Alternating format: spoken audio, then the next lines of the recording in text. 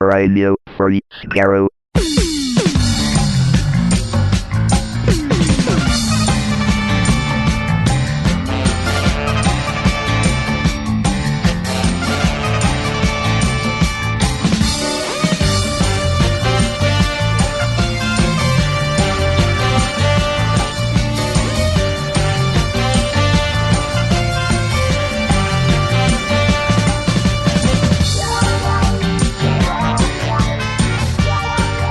Hello, everyone. Welcome to Radio Free Skaro, episode number 773. I am Stephen in Edmonton. Or in Vancouver. And Chris in Edmonton.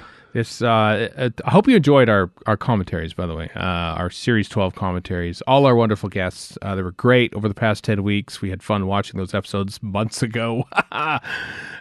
Since we recorded some of those. Now we're recording stuff for next year, everyone. We'll talk, no spoilers, but literally we're recording for stuff into March just because, you know, why not, right? What else we got to do? We're just like, we were hamming out, you know, we before we press record, and we sort of like, okay, when should we record this and this part here and that stuff and everything. And then I was looking like, oh, what do you do on the weekend of the 25th, 26th, and 27th? Oh, we could record this. And like, oh yeah, I suppose it's Christmas, isn't it? But really, we're not going anywhere. What does it Christmas. matter? Yeah, exactly. Yeah. What's the 25th other than the Friday of December? Will I be on a flight? Of course I will. You won't be on a flight. I won't be on a flight. I won't be driving anyway. I won't be watching Doctor Who, a new Doctor Who anyway. I won't be trying to make it to some Christmas dinner somewhere. There will be a Zoom call, which I'm kind of worried about because my parents are going to be on the other end of one of those Zoom call, and they're not computer literate, and I'm really worried about having to explain how it works to them. So it's causing me a bit of anxiety right now. But hey, I will take that mild anxiety of, you know, trying to explain Zoom to my parents in exchange for not getting COVID at Christmas dinner. So I think I call this a win. Can you explain it in the context of a magic box? Well, the great thing about Zoom, this episode of Radio Free Skaro, brought to you by Zoom, the Apple's favorite app of 2020. The great thing about Zoom is that all you have to do is click a link. Like, had we said, okay, you got to get Skype, download Skype, do this. But then, of course, when they click the link, their camera might not have the be on by default, and I got to find a way to tell them how to turn on the camera. So there could be some steps involved. So, you know. So in some ways, you know, doing tech support for your parents at the holidays is another time-honored tradition as of late for most people. So I feel that's kind of in keeping with it. It kind of makes, you know, the holidays normal somehow. So anyway. Did you guys watch the reboot of Spitting Image? Speaking of Ritbox? Warren I have did. yet to do so. Oh, you did? No, I actually haven't yet. I just haven't had time. Oh. Okay. Which is nothing to say given all the other complaining we just did. There's a good little running thread of David Attenborough trying to use like Instagram and use a smartphone in general, and never uses the right camera, never gets it right, and stuff like that. And that just made me think of your description of what your parents may face. Yeah, and not just his parents, all parents. No, you see a lot of Zoom etiquette being flaunted on TV news. Now, you know, people appearing, okay, we got a Yeti. Oh, you're talking to the wrong end of the Yeti. Okay, well, there's one thing. And then, you've hit your camera button or something. Yeah, you see it a lot. It's kind of endearing, actually. It's probably the one thing I'll remember most from 2020 is all the technical snafus of using Zoom for TV reports and stuff. Yeah. The one thing I'll take away from this year. It's exciting, though, because there's vaccines now. Because Canada, like this week in our province, our healthcare workers will be get first crack at the Pfizer vaccine. Like it's actually happening. Like for some reason, it was a newsworthy event and everything. But I just felt like there'd be a parade in the streets, or there would be like there'd be a little. It felt a little anticlimactic, to be honest. You know. Well, we're given things like, you know, no social gatherings and social distancing and whatever elsewhere. A parade in the streets might be a little far-fetched. I suppose. It's getting kind of cold, too. And it's not like, you know, the doses are small at first, and then they'll, you know, we're probably in like, what, tier 2 or tier 3, whatever hierarchy they decide, because in order of people getting it and stuff. So like I'm hoping for like Q2, definitely Q3 of next year, because as somebody on the cusp of his 50th birthday, Warren might be in a higher tier than you. You might be there, Warren, and diabetic. So there you go. Yeah, There you go. we should say it's the 15th, right, Warren? I believe yes. 15th. Warren Fry, everyone, turns 50 on December 15th. I'm not happy about this. I want to. You were sub 35 when this little podcast. I was going to began. say, Isn't that weird? you were 35, Warren, when we started this podcast. 35. Well, here we are. Yeah, I know. I've learned nothing. What's the math on that? That's a whole quarter of your life. No, it's a load. It's not a whole quarter. more than a quarter. More than a quarter of your life has been done. Mine Almost too. a third. Yeah, I've been done doing this podcast, Warren. I came this close to saying the ... of time, but I didn't. You didn't do it. So well done. So anyway, happy birthday, Warren. Thank you. Our present to you is this podcast and an interview with Nick Briggs, which comes up later on in this. And the gift of breath. the gift from our lungs. breath from your lungs. Yeah. So yeah, Nick Briggs. Actually, that's a terrible gift in these troubling times. It's the worst gift. It's the worst gift. It's filtered by a mask. Oh, Don't worry. but still, It's like worse than grandma socks. No, thank you. I give you air from my lungs, like the Ninth Oh, Doctor no, you goes do on not. platform 5 and like says, "I'm just gonna kill all of you." Happy Christmas. Anyway, Nicholas Briggs, great chat as always. Nick Briggs, I love talking with Nick Briggs. We do it every year, and come hell or high water, or both in this case. And what I love about Nick Briggs is I always go in, even at, like we used to do it in person at Chicago TARDIS, except for the past couple of years because he wasn't there last year and there was no Chicago TARDIS this year. Is that I never go in with any questions in my head. I know that we'll have a chat and topics will emerge from said chat, and it's just a fun time. So it was good to talk to him again. So I imagine you covered off the big Finnish contributions to like Time Lord Victorious. Oh, intimately and explicitly. Not at all. I don't think we talked about that actually at all. No. Okay. No. I would have thought for You explicitly did not. for big Finnish marketing purposes that would be a good talking point. No, not at all. Didn't talk a single second about Tyler Victor. We talked about what life has been like in the year of 2020 and recording remotely and everything, and there's some pretty neat insights into that. I asked him very briefly about the revolution of the Daleks, which of course he did the voices in over a year ago, so it's not like that's because they recorded that. So one of the interviews that came out in the as part of the media blitz for Revolution of the Daleks was I think it might be in the Doctor Who magazine Chris Chibnall production notes, or I might be mistaken. Anyway, right. They wrapped it. They wrapped Revolution October last year. Yes, it did. Wow. Somewhere in there. Yep. So that's great. Been 14 COVID months. friendly. It's been 14 months since they last. I think that's like a record, because I think I've mentioned this on this podcast before. I think Snake Dance, for some reason, was made super early and eventually went out second even though it was first made in season 20, went out second or third, fourth, fifth, third, second. Dark of Infinity, and then Snake Dance, and then Modern Undead. So I think they made it like slightly over a year or just under a year after.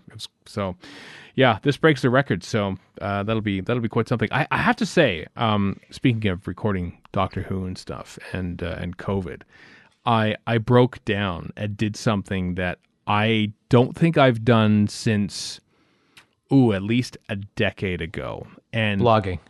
Yes, Ate meat. No, I haven't eaten meat since 2004. Logged about meat. I watched. Did you do the chronic hysteresis? No, I watched a video of a Doctor Who set report. I watched it. I'm not going to say dear. anything about.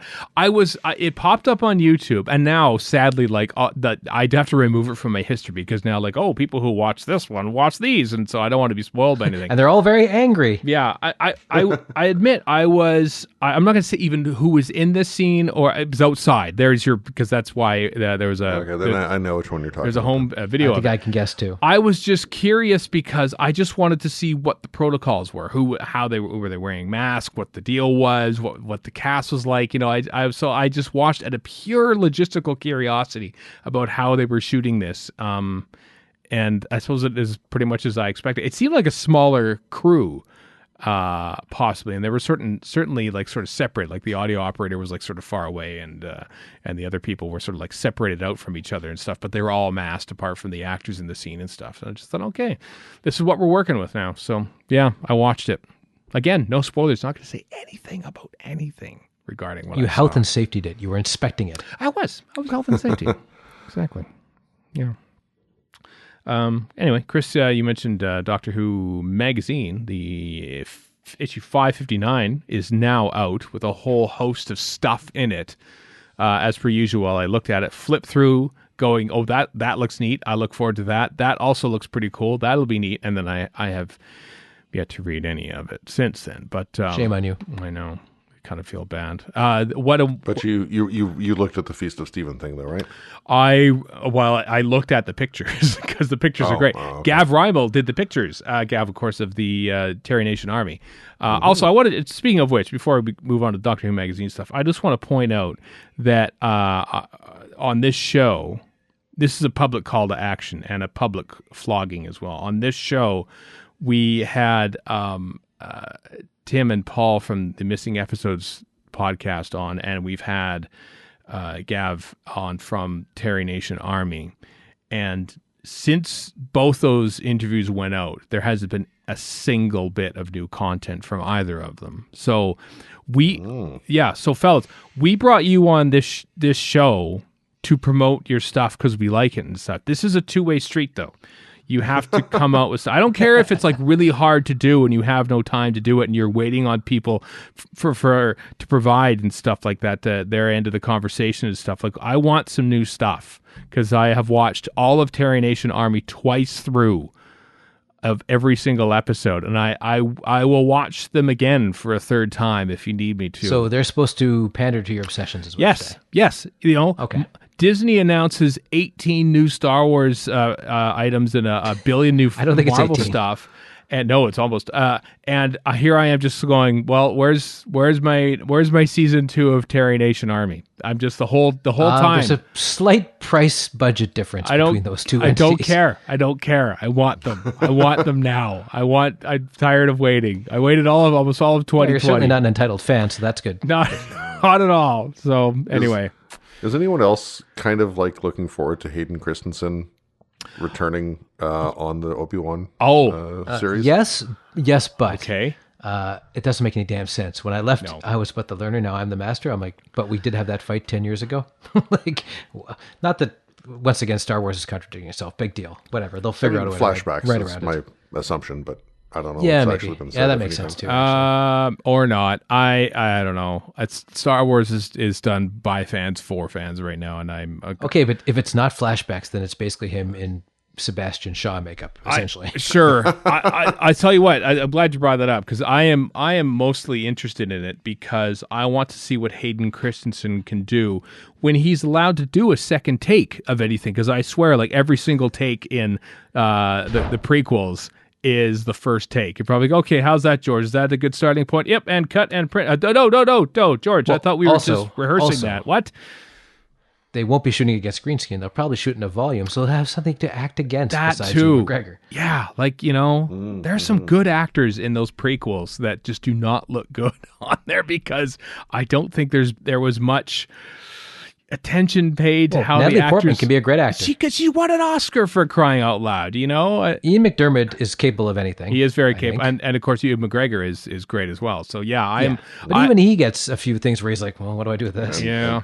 Don't forget Hugh Quarshie from Daleks in Manhattan That's true. as Captain Panaka. But will I be shelling out? I mean, I've been watching The Mandalorian mostly because of Baby Yoda, and there's only one episode left of that. And then once that's done, bye Disney Plus. I will. I'm seriously excited for WandaVision. It looks nuts. So I'm good with that. Well, that's good. I don't know.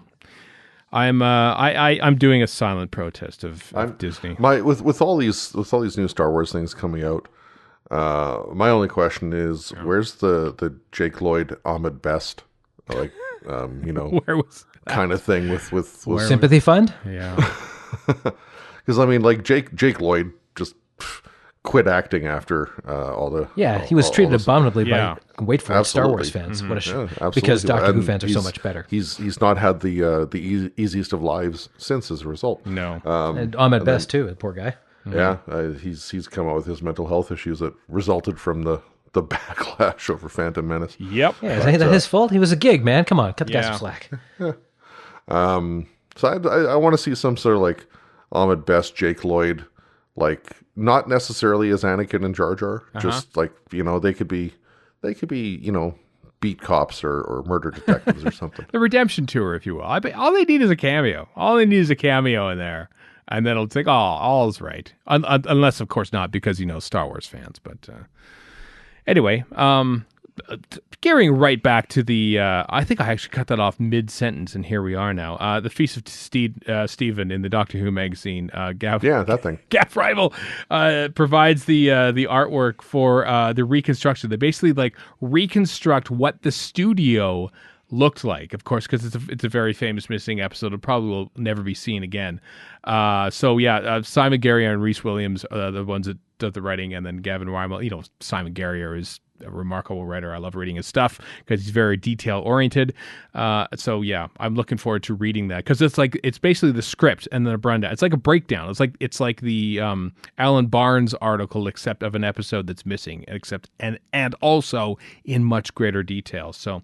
Maybe I'll read along to that when I'm watching the recon for the umpteenth time on Christmas Day, on the anniversary of its broadcast 55 years ago. So that's a notable thing. Do you call it the Feast of Me? No, I don't. No? Okay. No. It is nice to have an episode title with my name in it, though. Yeah, I don't. Feast of Me sounds kind of creepy. I don't have an episode title as in a shoulder. Yeah. I don't have an episode title with my name in it, but I've got 3 appearances from Barry Letts directed stories. You don't? Yeah, Christopher Burgess is an actor who appears in 3. I have nothing. Stories. No, you don't. I mean, there's probably a warren of. They probably refer to a warren of some sort of monster at some point in the 50s. Oh, well, the Weirin is the show, but the closest, I think. I don't even think is about as close as we get. Yeah, I think so. There's no. I don't think there's a Fry. Is there a Fry in Doctor Who? I don't know if there is. No, except Stephen Fry, which is spelled wrong. Spelled wrong, yeah. Not differently, wrong. That's true. That's the closest. 150. Set my ways. In some ways, I never thought about this, Warren, but Stephen Fry is like an amalgam of you and me when you think about it. How's that? Stephen Fry. Oh, yeah. Okay, I thought there was something much more complicated than that. No, it's just the names. No depth to that comparison. No depth. Whatsoever. No, none whatsoever. Just if his middle name is Christopher, then he is officially coming on this show. But how long did it take to get him on proper Doctor Who where they paid him? Pretty sure he's not going to come on this show. His middle name is John. Sorry. Oh, crap. All those boring British names of that era. Oh, let's call him John. Of course it's John. Anyway, Doctor Who Magazine 559 with Chris Chibnall's production notes tribute to Bradley Walsh and Tosin Cole, who, of course, will be exiting the show with Revolution of the Daleks, which is a mere, 3-4 weeks away now. That's pretty exciting, as I said last week. Yeah, less than that. I know. Very cool. Very cool indeed. Also coming down the pipe, this is stuff way off into the future, so much so that we don't even know who's reading them or what the artwork will be like, but 3 novelization audiobooks are coming from Doctor Who Audio in the year to come. That being Meglos, the one you've been waiting for, comes July 1st in celebration of Canada Day in the UK. I hope it's read by the human. Christopher Owen, I believe his name is. That'd be great. I think it should be. That would be kind of great. Yeah. And then The Wheel in Space is coming out on August 5th, 2021 in the UK as well. And then that's noteworthy because the novelization, that's a rare novelization, given that there was a fire in the warehouse and most of the the copies of the Wheel in Space novelization were burned, much like the episodes themselves. And then I have my novelization. I had mine, and I just sort of gave it away. I could have got like $30 for that sucker now, but nope. That's like it's not. I don't think it's quite like lung barrel prices, but it's higher than it ought to be. Is lung barrel really That's a term you don't hear very often. Yeah. Lung barrel prices. Is lung barrel rare? I didn't know that. Yeah. Oh. Yeah. And then Really? when it was made into the TV episodes, Human Nature had a spike in price as well. Oh, I should point out, actually, speaking of Human Nature, all 3 of Paul Cornell's scripts are now on the BBC Script website. That's a thing, too, which that is true. I just remember seeing on Twitter. Yeah. Those are new editions, are they? Yeah, our new editions. Yeah, yeah. Chris is kicking himself right now, dear listeners, because he forgot to include that in the news. I didn't know it was there. Well, I'm gonna hunt them down though. That's for sure. The third novelization is Battlefield on September 2nd, written by Mark Platt. That one always confuses me because, of course, it's Ben Aronovich wrote that one, but Mark Platt novelized it, as well as the story that was broadcast after it, Ghost Light. Warren's favorite. My favorite.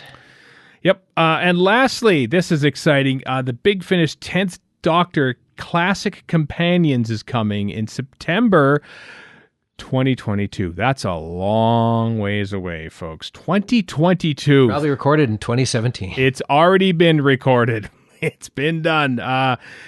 Featuring stories with K9, Nyssa, Ace, and Leela, with John Leeson, Sarah Sutton, Sophie Aldred, and Louise Jameson all appearing. So yeah, we as we talk in the interview with Nicholas Briggs, David Tennant has been very busy, even though he's been in lockdown, doing TV shows and everything else, and he's been doing a lot of Big Finish as well because he's an actor and he likes to act. So, and we get a second series of Staged next month. I think. That right? Yeah, I saw the BBC press release like January 5th or something like that. So. Good for him. Good for staying active, David Tennant. Looks like that Doctor Who thing didn't ruin your career after all. He's got 43 children to feed, so I mean, I suppose so. There's I didn't look at the details, but I guess there's some like Doctor Who quiz that he and Georgia Tennant are running. Are they really? Yeah, I'm gonna see if I can quickly find it as you like in a banter pub? about other things. Oh. What do you want? That's our last news item, so yeah. No, it's not in a pub. No. No. Well, I didn't think it would be in a pub. Is it online or something like that? I feel like Georgia Tennant's probably behind this because she's a great producer and ideas. Well, she's a hell of a producer. Yeah, no offense to David Tennant, but I feel like Georgia is the one like sort of like, you should be doing this. Let's do this. Let's do a podcast. Damn it, you're a good interviewer and a good conversationalist, so you should be doing a podcast. So I am crediting Georgia Tennant with many of the things that David Tennant has been getting involved in. She produced the Five-ish Doctors, for crying out loud, back in 2013. I did not know that. And Wow. Stage. Yeah, and Stage as well. It's good at what she does. Yeah. So now that I have it in front of me, I'll put a link in the show notes. But there's a Doctor Who quiz in aid of the Marie Curie charity, hosted by David and Georgia Tennant. It takes place 8 p.m. GMT, I guess, on Tuesday, the 15th of December. Oh. So 2 days after this goes out. Well, there we are. 1 p.m. our time, 3 p.m. Eastern time. That sounds kind of neat. Well, thanks for tracking that down, Chris. That's awesome. All right, that's the news, everyone. After the very short break, my chat with Big Finish executive producer and Dalek voice, Nicholas Briggs.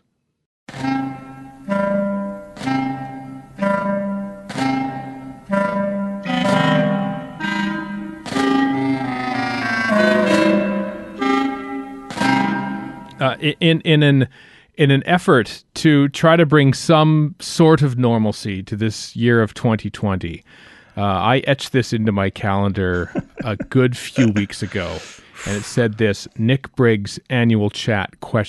Because it's something that we always do at Chicago TARDIS. It's true. We didn't do it last year because you weren't there, and then there really wasn't a Chicago TARDIS this year. So I'm glad Nicholas Briggs, executive producer of Big Finish and voice of the Daleks in an episode that was recorded over a year ago now, but was coming out on New Year's Day.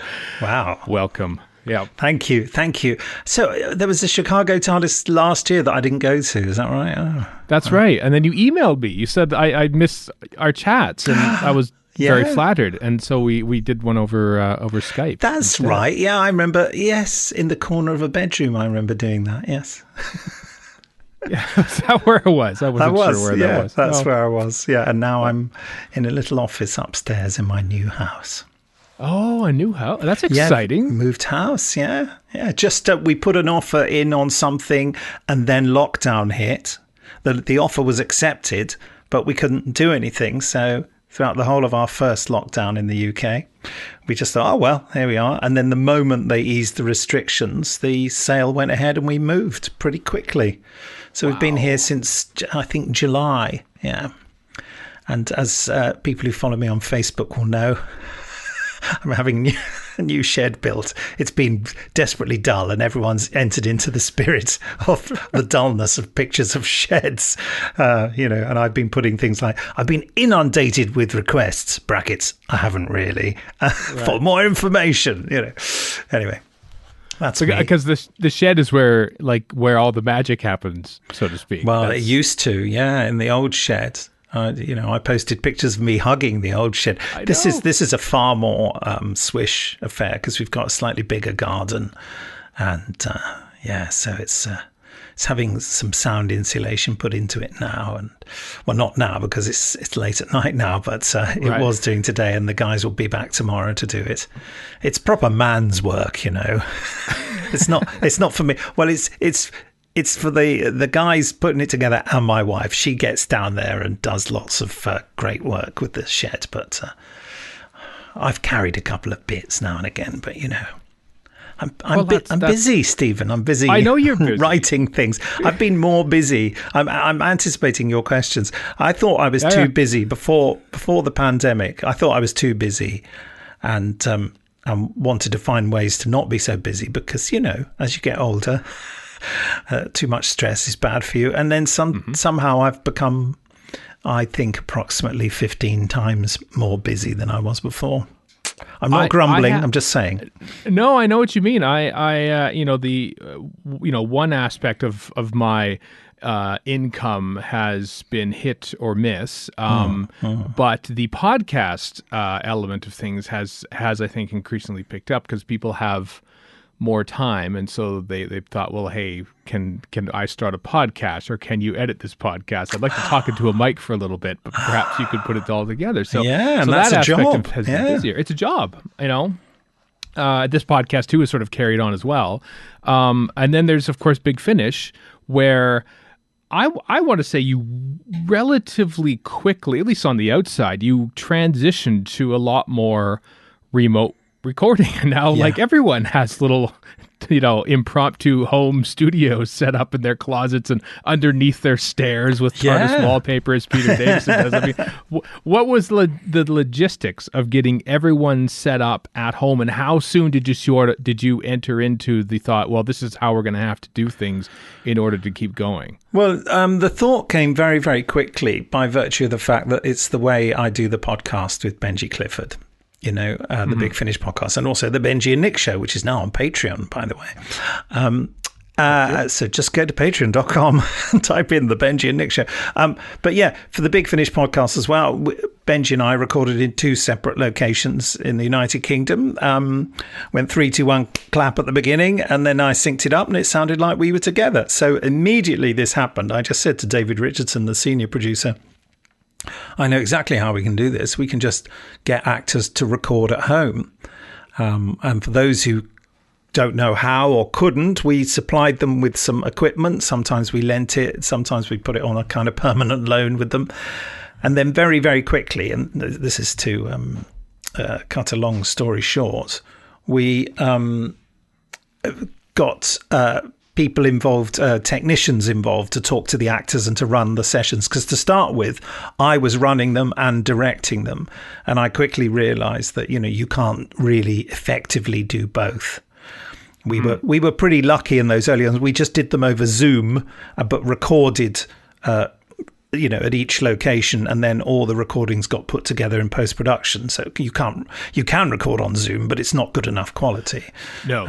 And that's what everyone was worrying about at the time. But then we discovered a thing called Clean Feed, which is one of many online recording systems. But we researched them all. Benji and I researched them all, and we found Clean Feed to be the most user-friendly. It's got a big record button and a big stop button and a big mute button. And you know what I mean? It's really, you just look at it, you think, oh, I know how that works. Whereas a lot of the others, well, a lot of the other ones look like you had to have some sort of degree in physics in order to be able to work it, Counterintuitive, I would say. I won't name any names, but Clean Feed was the most intuitive one, I felt. Mm-hmm. And so, we quickly, and then we got hold of agents and said, and this was mostly David Richardson doing this, and said to them, send us a list of all your clients who have got home recording equipment. And then when the restrictions lifted a little, we were able to get actors who we desperately needed, wanted, into a studio, but then we'd have the other actors remote and the director remote. So we were still keeping people apart from each other. Mm-hmm. I suppose that's the one thing about recording in a studio is that everyone's separated by glass and a booth anyway. It is perhaps the safest of recording situations. Yeah, but it's not. The ventilation wouldn't be that good, and and they come in and out of the booth. So no, we try. I mean, at the moment, what we're doing is we will put one actor in a studio, and then maybe another actor in another studio somewhere else, and then have everyone else remote. So we don't like to put more. We have done, when the restrictions relaxed, we did put more than one actor in the studio, maybe 2 or 3, but then we got very worried about the potential risk for that. We'd have maybe someone coming in who was an older actor who'd come in by cab, and then a younger actor who'd come in, on the tube. And although they'd been wearing a mask, they're exposed to a lot of potential infection, and there they are in a studio breathing the same air as you know what I mean? And we thought, we feel like we're putting people at risk. So we quickly, this is like everyone in every profession. It's been you have those moments where you think, oh, God, I don't know whether that's safe. It seemed normal, but it's not safe. And we're constantly reviewing our processes. But we've got, a good system working at the moment. It's a more stressful environment for the director, at least, directing remotely, because it's difficult to keep the atmosphere buoyant. And sometimes it's difficult because you can't see the people. It's difficult to know who you're talking to. Okay. So you aren't actually recording over Zoom as much. Well, we're not using Zoom, no, because if you have Zoom and Clean Feed on at the same time, there's a different digital delay on them. So no one would look synchronized, and you'd get, why should actors be technically adept? There's no reason why they should be, and a lot of them aren't. And, the fewer buttons you give them to press, and the things that seem obvious to me, because I've been playing around with Pro Tools for, 20 odd years, things seem simple to me, but a lot of actors are kind of going, oh, I pressed a thing and a thing's now doing a thing, and now I don't know what thing is happening, we make it as simple as possible. So when everyone talks at once, sometimes it's quite difficult. So there's a whole sort of cast wrangling thing that has to go on, more so than in a circumstance where you can see people, where you could sort of wave at them through the glass or make a little sign and wink or whatever. You can't do any of that on audio. Right. You also can't speak to the sound engineer while the take's in progress. You could lean over to the sound engineer and say, we're going to have to do that, pick this line up, but just hang on until we get to the end of the take. Or, you know what I mean? And say, that's not, or they could say, oh, have you noticed? I think they're touching the microphone. Or you can't do any of that. You have to, everything has to happen in sequence, in order, and separately when you're doing it remotely. So you get to the end of the day, and although it was exhausting working in studio under normal circumstances, it's even more exhausting doing it remotely, I would say. Mm. So are actors actually like on the same call as well, or are you just recording each person's lines one at a time? As much as possible, they're all on the same session, recording at the same time. I think that's you get the best results in terms of acting that way. Sometimes through necessity, we have to do it separately. But yeah, as much as possible, we do it. And when we did Space 1999, there were a couple of actors who couldn't remote record, and we couldn't get them into a studio at the time, so we had to pick up 2 of them later.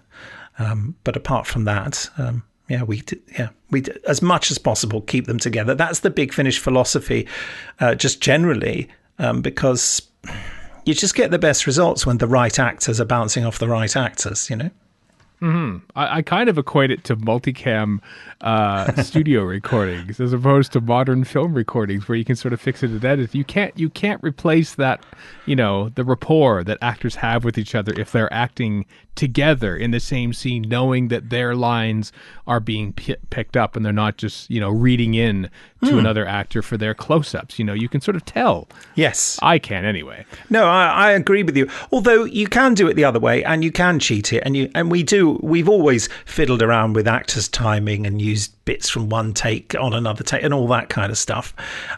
But it's good to have that bedrock of a very genuine reaction between cast members. I mean, a story I may have told you before. I remember when years ago, script editor Alan Barnes and I were going off to have lunch somewhere in my car, and we were listening to a CD of the latest edit of I think it was Grand Theft Cosmos. And Alan said to me, God, he said, the way Sheridan and Paul they work together so well, you can tell they really enjoy the interaction. And I said, Sheridan couldn't make it to that recording, so she was recorded separately. I said, I played everyone. And she was biked into us, literally on a motorbike, like a package. She had 45 minutes spare between finishing doing some TV and then going off to do some theatre in the evening. And they biked her over to us. She ran straight into the studio, got in the booth. I just read the entire thing to her, and she just reacted off me. And yet Alan Barnes, who knew those characters really well, was completely fooled that they were together. They sounded together, but they're very good actors, and obviously I was brilliant. That's the subtext of this story. Exactly. I was reading into it. You basically could, in if not the voice of Paul McGann, certainly the spirit of Paul McGann, that Sheridan would feel that they were in the same room at the same time. And I wasn't just playing Paul McGann; I was playing every other character in the beloved story, and and also I played Lucy for the. For the rest of the cast as well. And Paul said at one point, I was doing, obviously I don't sound anything like Sheridan Smith. And he said, well, Nick, it's as if she's in the room. To completely taking the mickey out of me. When you are reading parts in then, I mean, you're a man of many voices. Is there the impulse to sort of think, I'm going to try and maybe do a Louise Jameson in this one? Or are you just reading it straight? Because you don't want to take them off their game and sort of, who is this strange Monty Python-esque woman sort of shouting at me on the other end of the line? I don't do it like that. I think I'm going to, have a coronary. But I do give a performance if I'm reading in, but I tend to, I wouldn't do that for the remote recordings. I'd get someone else to do that because Scott Handcock, one of our directors and producers and writers, he's very keen on directing and acting and acting in the other parts. But because I'm an actor, I think, when you're not an actor and you just want to read in convincingly, Scott is very, very good at it and he does a great job of it. And he doesn't distract himself by doing it. Whereas I'd get so caught up in the performance, in inverted commas, that I was giving that I'd forget about being the director. You see what I mean? Whereas it's okay for Scott because he's got no pretensions to being an actor. He just gets on with it and does an excellent job doing it. In fact, I think that Scott has actually played some parts in like the Bernice Summerfield thing, so he can do it. But you know what I mean? I think I'm a bit too serious about it and a bit too up myself, whereas he's a bit more blasé, So I don't want to be reading in if I can possibly avoid it. It was a different circumstance back in the day because I directed the whole story, with Paul McGann, and our only option really was to get on and read it. I wonder whether someone else actually directed that one. Who can tell? Someone look it up at bigfinish.com. I'm sure the Andrew Pixley of Big Finish archives will probably have it all sorted out. Who directed what on what days and what dinners were served, perhaps. God, I wonder whether we'll ever remember that. Yes. No disrespect to your ability to land him in the first place, but I feel like David Tennant has really leaned into the lockdown nature of this. Him and Michael Sheen have like a BBC series, based on them being in lockdown. He's done a lot. He's done an entire series of a podcast. He is, I feel like he's been a little more available, shall we say, and eager to do the Big Finish work over the course of this last year. Is that the case? Do you think? Oh yeah, no bones about it. I mean, he wasn't able to do the work he normally does. David loves to work. I mean, he loves acting. You can see he really comes alive with it, and it's always a delight to work with. And he suddenly found himself more available, and we said, well, how about it then? He went, yeah, absolutely. And I think he's really, really, well, he certainly said he's had a really great time doing it, all the Dalek stuff and the stuff with Alex Kingston. And we formulated other plans that, when he's available again, we'll do some more. I think he made no bones about it. He absolutely did deliberately lead into it, taking any opportunity to, exercise his acting muscles when he was unable to do it in front of a camera because of this wretched pandemic. Mm-hmm. This is where I probably asked since we're already talking about David Tennant, there are other modern series doctors. I mean, Christopher Eccleston was announced. And then of course the pandemic hit. So that's I don't know what the status of recording those are. Oh well, we haven't recorded one yet, but I hope to record with him next week. Funnily enough, wow. But it could all change because he he's got a filming job, and we don't know whether that's going to extend or not. So, but he's absolutely committed to doing it, so it will happen. There's slight desperation in my voice. It will happen. It will happen. The BBC announced it. So I feel like there is.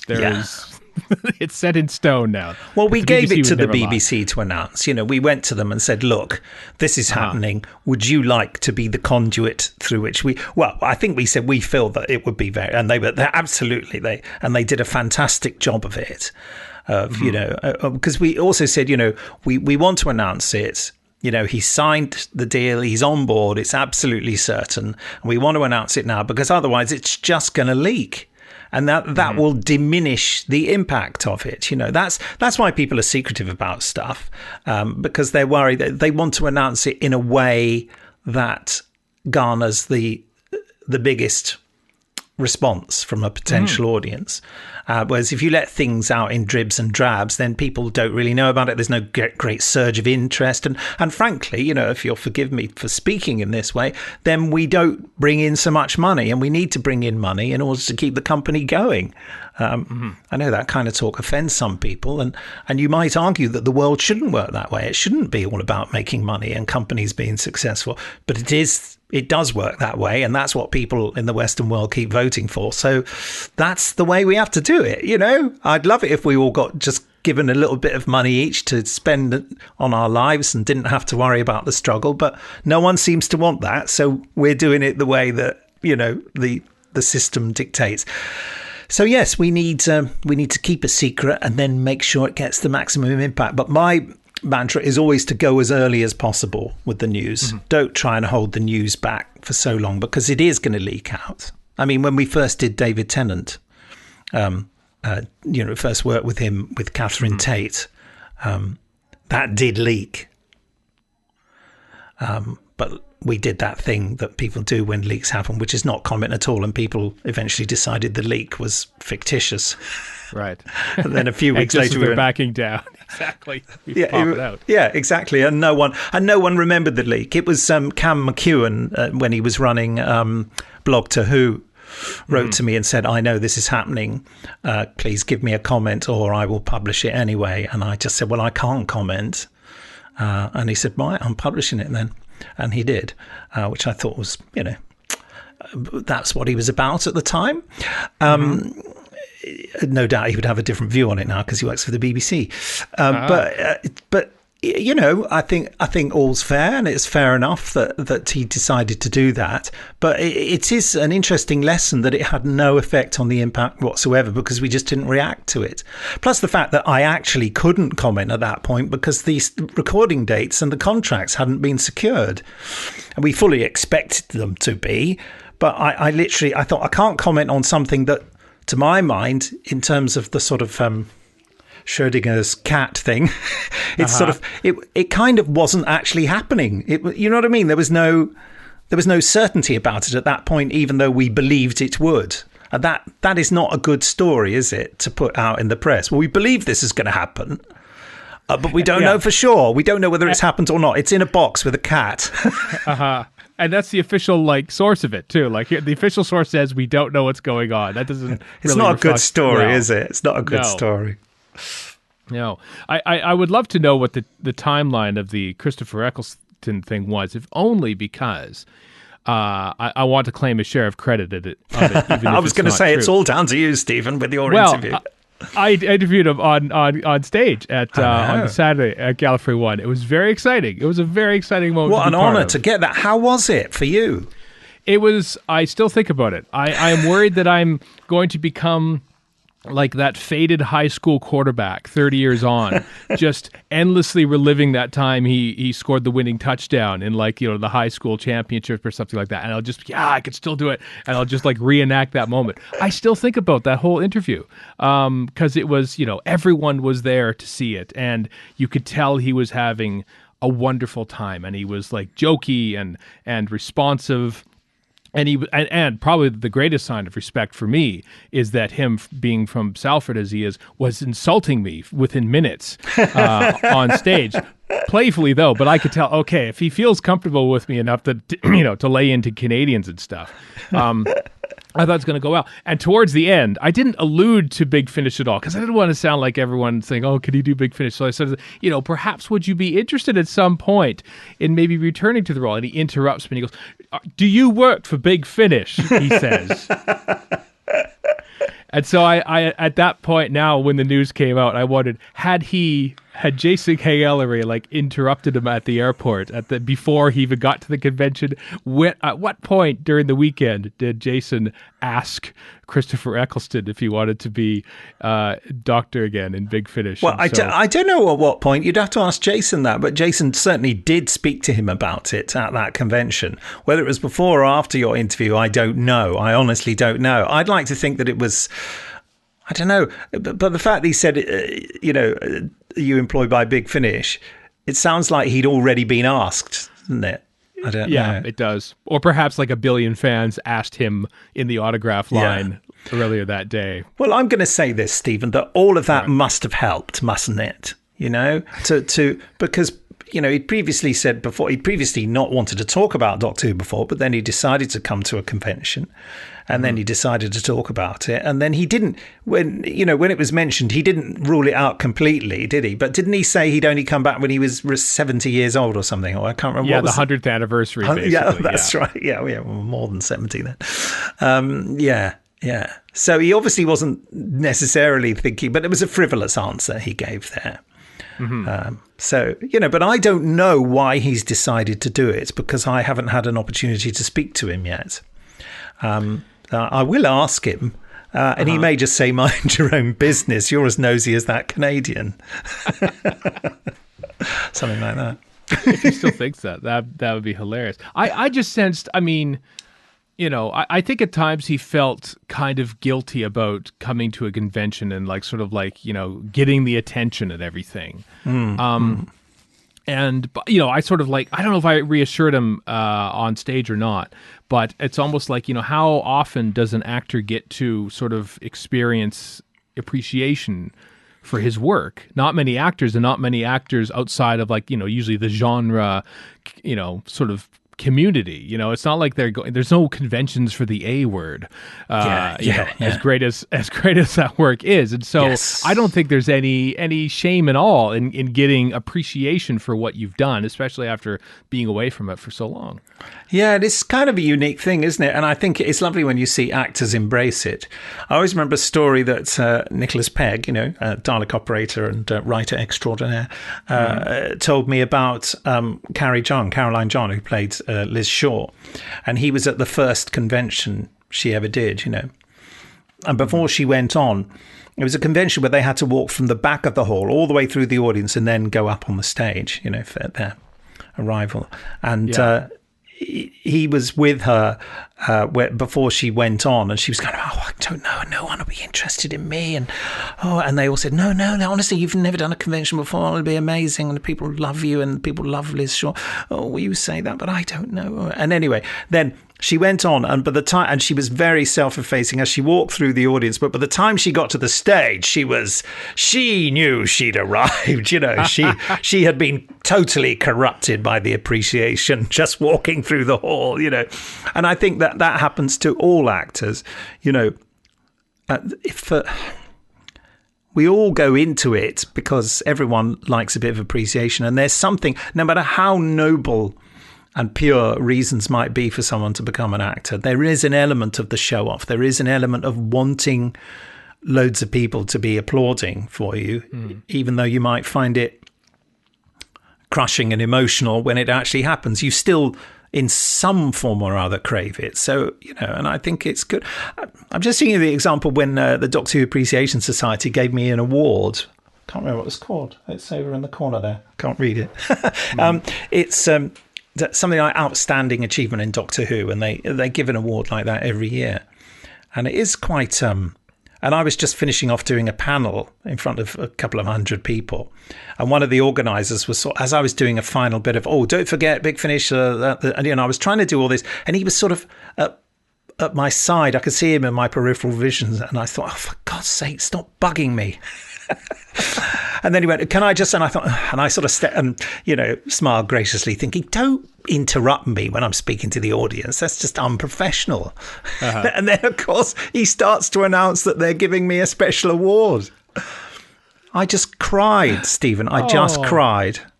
And they all applauded, and they presented me this thing saying outstanding. And I just cried. I couldn't speak. I couldn't say anything because I was so overwhelmed. I think it was, by the kindness of it. Mm-hmm. And that thought that some people had sat in a room and decided that I was the next worthy recipient of this award, that, Nicholas Courtney and people like that had won in the past. I mean, obviously, it's because they were scraping the bottom of the barrel, and goodness knows who came after me. But, it's just, So there is that double-edged thing about appreciation. When you feel that genuine warmth from an audience, it can be, I don't know, you just have that feeling of I'm not worthy. And I certainly felt that because I was thinking about the guy who was going to give me the award. I was thinking, for God's sake, get off the stage and stop interrupting me. And then he gave me an award.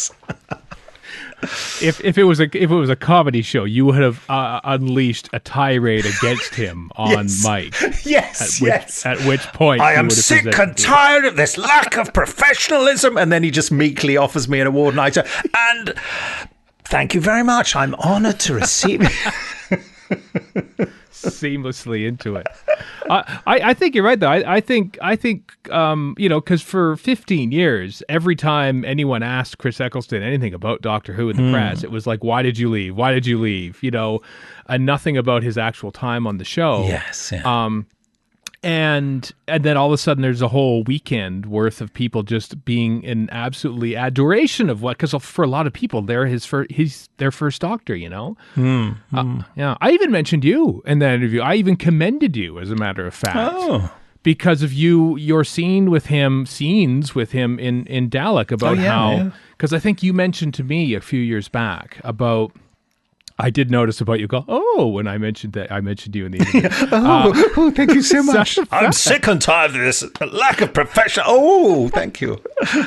I think you mentioned about how, you were just sort of expecting to be the Dalek voice operator and just say the lines and stuff, but then he pulled you aside or something. And can we can we read through the scene as like two proper actors and not just someone on a voice box halfway across the studio? That's right. Yeah, he took me off down some darkened corridors, and we sat bathed in the light of some electric heater in the freezing cold bowels of the Millennium Stadium in Cardiff, which is where Dalek was filmed. Yeah, you're right. That did indeed happen, and that was And he does, and bless his cotton socks, he does seem to remember my name, right. Which is nice, isn't it? He did, when on previous, I mean, we have asked Chris before to be Doctor Who for a big finish, but he said no. But and I've always said to Jason, mention that I'd be involved in it, and previously he said, "Oh, do remember me to Nick, say hi," or so,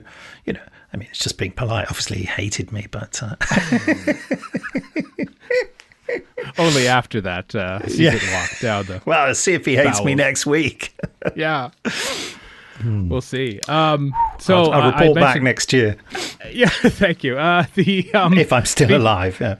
Speaking of next year, that's when the Doctor Who episode that you ever so briefly alluded to in our chat last year by thanking me for not mentioning, because I think pictures of the new Daleks had leaked they had, at that point, and now they've been a year later finally been unveiled. So there's a Doctor Who episode that was shot over a year ago. Yes. Do you have any memory of it? No, I don't even know what you're talking about. It's Revolution of the Daleks. It's the New Year's Day special. It'll be on BBC One, BBC America, CTV Sci-Fi, all the places. Yeah. Well, I did bump into Chris Chibnall at the post box step because he just lives just down the road from me. In fact, the house I've moved to is even closer to him. I was going to say, did you? Because I know you live very close. I think, did you get a new house to move away from him because he is pestering you? But no, I am now reading much more into this. Yeah, I know. You've chosen to move closer. Well, I didn't choose to move closer. I mean, the trouble is for Chris is that he lives in one of the nicest streets in this town. So when we were looking to move, we did look all around, and we nearly bought something completely in the opposite direction, and then that fell through. If you've ever bought property, these things happen. And then we started looking for houses elsewhere, and there was one, and we said, "Oh, it's in that street, isn't it?" And I said, "Well, let's just go and have a look anyway." And it was really nice, and we really wanted it.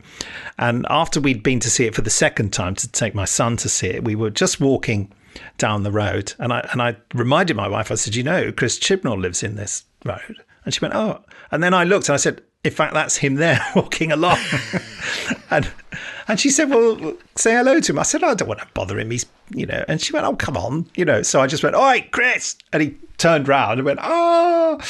And we were just at the point where people were elbow bumping rather than shaking hands or hugging, Right. So we did blissful week in early March. Yeah. Yes. So we elbow bumped. And I said, "Look, I hate to tell you," I said, "but the neighbourhood's about to go downhill." I said, "Because we're pretty sure we're going to buy a house in your street." And he went, "Oh, which one?" And we told him which one. He went, "Oh, yeah, I know the one." And he said, how many parking spaces has it got?" I said, "Well, there's room for about 3 cars at the back." He went, buy it. Because parking spaces are a real premium in this town. It's a very small town, it's quite closely packed. And he was going, "God, that's better than I've got," And so he didn't sort of go, "Oh, that's interesting," and kind of slink off. I can tell you what a nice guy he is. So I bumped into him the other day. I was just coming back from buying a sandwich in a sandwich shop, where they make the sandwich for you while you wait. I don't just mean a supermarket, I mean. No. Yeah. We do have those here as well, for what it's worth. Yeah. I don't know. I thought when I said sandwich shop, it sounded like a shop that has 3 layers. Anyway, and mayonnaise in the middle. And I was just walking home briskly, and then he was walking briskly to the post office, and I just waved. "Oh, hi." And then he just stopped for a moment, and so we had a little chat, and he told me, "Oh, we just did the dub last night. It's sounding great, thank you." He said, thank you. So he, likes my performance, and then we just had a little chin wag about general stuff. I never ask him about stuff to do with Doctor Who, specific stuff, because I know it puts him in an awkward position where he is worried about revealing too much. I just let him say whatever he wants to say about it. I don't say, God, so what's happening in the new series and how many episodes and who's in it and are the Cybermen coming back and are the Ice Warriors wearing red hats this time? Or you know what I mean? It's just, I just, so he was just saying the difficulties of the whole COVID safety and what have you. So, yeah, which, I do like that they've sort of been open about that and how they're going to have to sort of amend things and have fewer episodes. There was a great video put out by EastEnders 3 months ago, I think it was, where they outlined that they had what they had to go through, and there was having basically forced perspective shots for kissing scenes and stuff. And wow. They would get body doubles of not mannequins or anything, but they would get the other half of a partnership, Their significant other would sort of, with their back to camera, would play during the kissing scenes or something, or they'd have this moving bit of plexiglass in between characters. And really, I just thought, what a fascinating thing how television has sort of just sprung up. They'd be using that technique that they used in Dr. No for the tarantula on Bond's arm. Exactly. When they're kissing, you imagine them kissing with their sort of lips up against the plexiglass. Yeah, weird. Gosh. Yeah. I mean, it's I don't watch EastEnders, but does it feature? Is there a COVID-19 storyline, or are they just pretending that everything's fine? I don't know. I don't watch it either. But I know. Yeah, sorry. I saw. I know the drum beats. Yes, everyone knows the drum beat. That's the only thing I know. I must have told you years ago, before I got married, literally weeks before I got married, I was sitting in the living room and the television was on. It was just playing. I wasn't really taking much notice. And Steph came through, that's my wife. She came through the living room and she just said, are you watching EastEnders? And I went, well, not really. It's just on. And, I suppose a little bit. Yeah. And she said, well, if you are, there's not going to be a wedding. Wow. I mean, she was sort of joking, but there's an element of truth. She doesn't like that kind of pat. But then I discovered she likes things like I'm a Celebrity, Get Me Out of Here and all that. So frankly, EastEnders is like Tolstoy compared to that, isn't it? I think so. But you've committed to it, and here you are to this day, still not. Can I tell you about a guilty secret I've got? Oh, please do. I've watched a thing on Netflix called Virgin River. Have you ever seen it? I've heard of it. I've heard the name. What is it about? It's the soppiest, romantic, stupid, basically soap, masquerading as a drama series. Mm-hmm. But my goodness, I totally bought it. Really? I watched every episode that's available. I thought there was just one series of it, so I thought I'll watch 10 episodes. I really got into it. I watched 10 episodes, and then Netflix gets to the end of the 10th episode. Next step, I thought, there's another series. It was like Christmas had come early. And when I told my friend Shelley Dean, who's she's on the Benji and Nick show with Benji and me now, and she also, was been my minder in conventions, which is how I met her. She just said, "Well, Nick, now I know this about you." For God's sake, she's totally judging me, and quite rightly so. It is appalling that I like Virgin River, but I like things that are so successfully what they set out to be. And I love the way the plot works in it and the way they have to keep manipulating. And the actors are amazing. I can't remember any of their names, but two of them, the older actors, are quite well known in America and have done lots of movies and TV series. They're amazing. And the two younger, sort of mid-30s leads are great. I'm fascinated by the young women's, and especially the female lead, the character Mel, by her eyebrows. They're so beautifully sculpted, you know what I mean? And she always has full fashion makeup on, even when she just wakes up in the morning, in bed.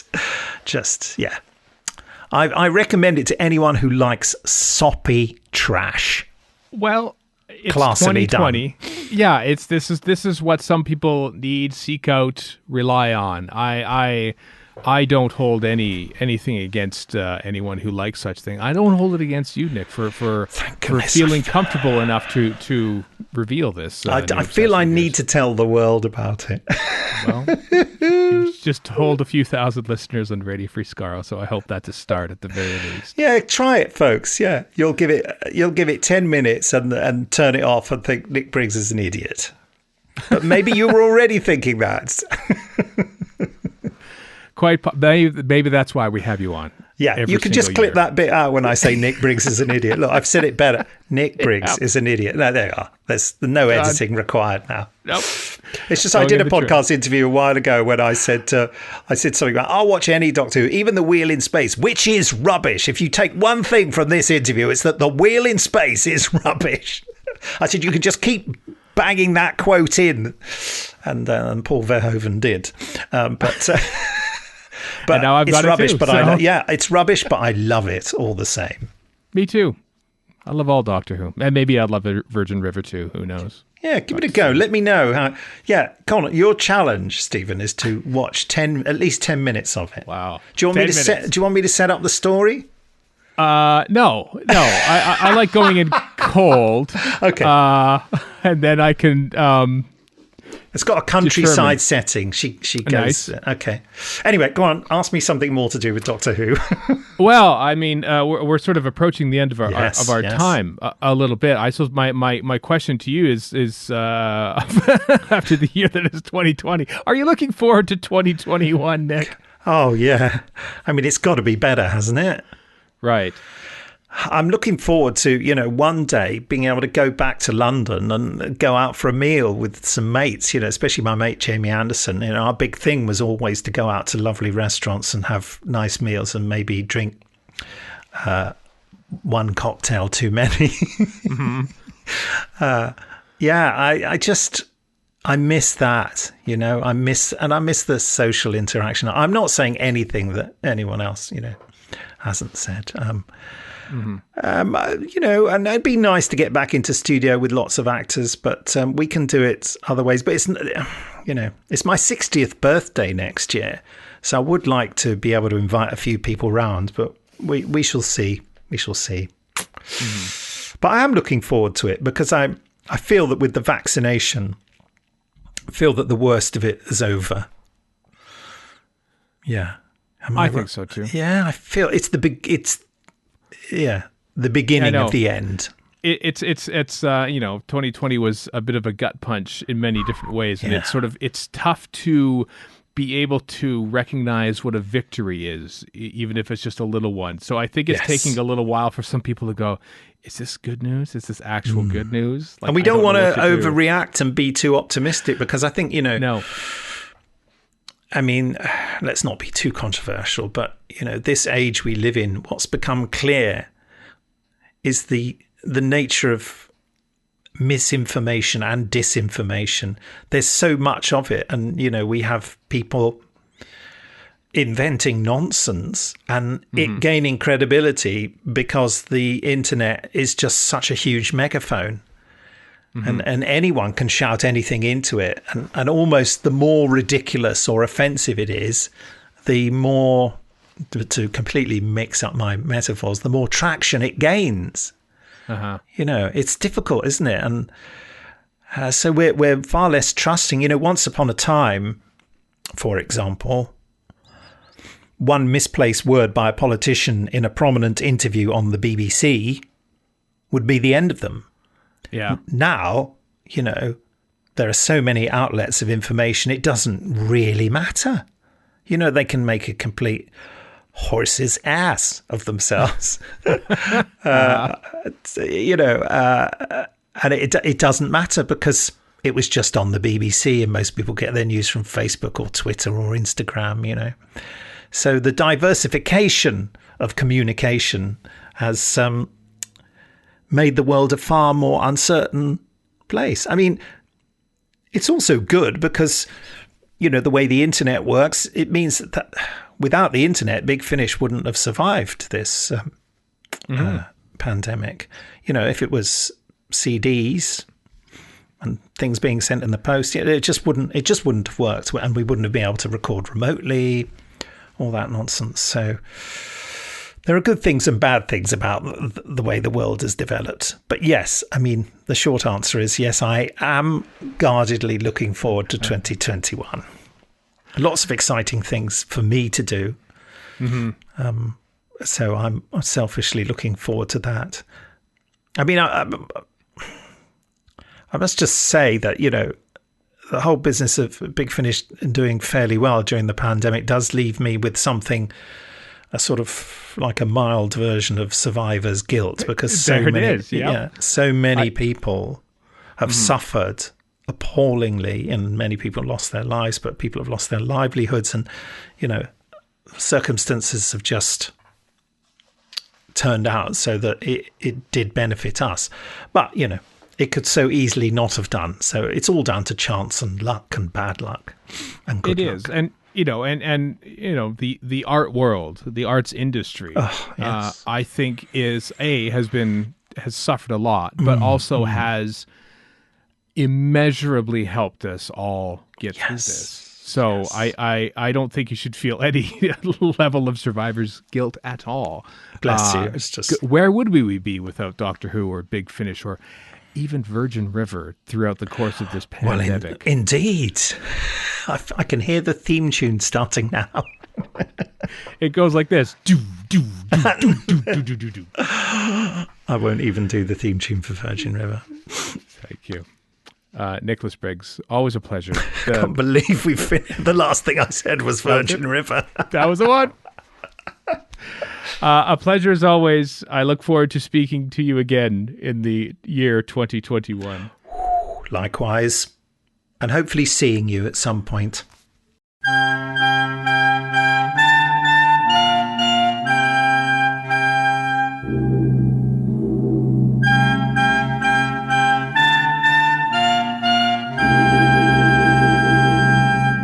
Thank you, Nick.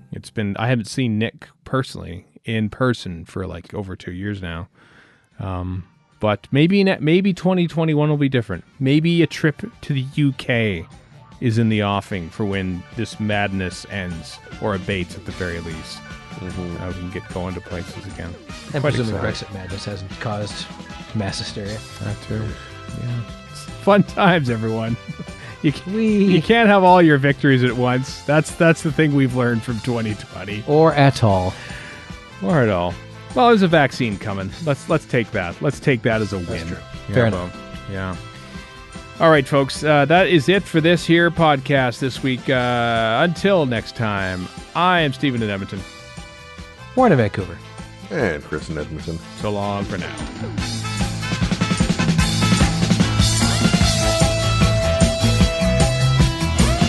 You've been listening to Radio Free Skaro. Find us online at radiofreeskaro.com. Follow us on Twitter and Tumblr at Radio Free Skaro. Subscribe to us on iTunes and donate to the show at patreon.com/Radio Free Skaro. Thank you.